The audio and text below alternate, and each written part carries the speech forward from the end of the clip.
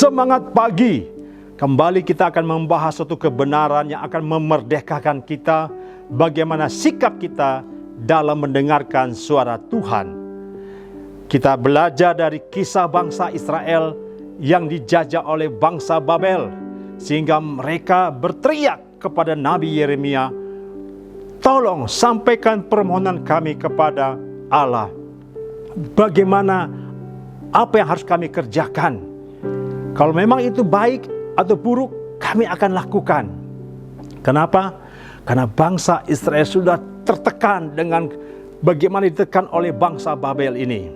Bapak Ibu yang terkasih, kita buka di kitab Yeremia 42 ayat 21. Tetapi sekalipun aku memberitahukannya kepadamu pada hari ini, kamu tidak mendengarkan suara Tuhan Allahmu, yaitu tidak menurut segala sesuatu yang disuruhnya, ku sampaikan kepadamu.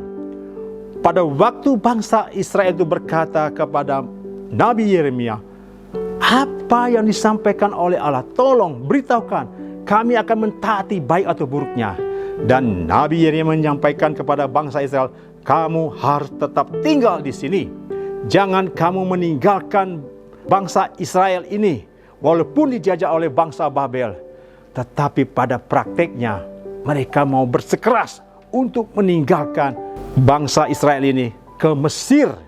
Karena mereka berpikir di Mesir tidak ada peperangan, di Mesir tidak ada kelaparan, di Mesir mereka akan mengalami damai sejahtera.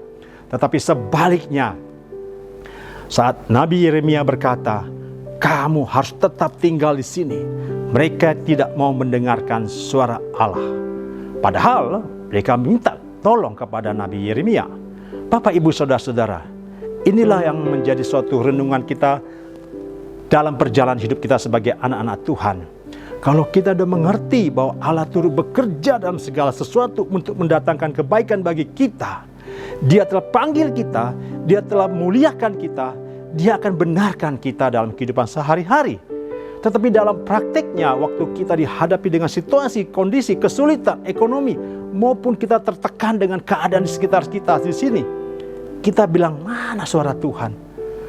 Walaupun ada hamba Tuhan menyampaikan firman Tuhan, ya saya tahu, firman Tuhan katakan jangan khawatir. Ya tapi bagaimana saya harus hadapi ini?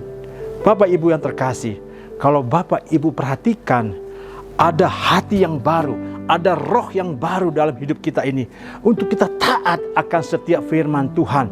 Dan kalau Bapak Ibu perhatikan juga, kalau ada firman Tuhan mengatakan, saat kamu dicobai, kamu akan mendapatkan suatu ketekunan. Dan kamu akan menerima suatu karakter baru, yaitu tahan uji. Dan tahan uji itu akan menimbulkan suatu pengharapan yang pasti.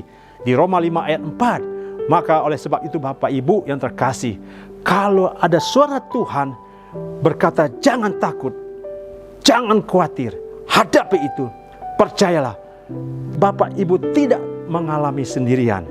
Karena Tuhan tidak pernah meninggalkan kita, janjinya itu Dia. Immanuel menyertai kita. Penulis juga berkata kepada kita Bapak Ibu, sekedar mendengar akan membuat kita jatuh pada ketidaktaatan. Yang harus kita lakukan adalah mendengar dan taat akan suara Tuhan. Kiranya renungan pada hari ini akan menyadarkan kita bahwa suara Tuhan melalui kebenaran firman Tuhan.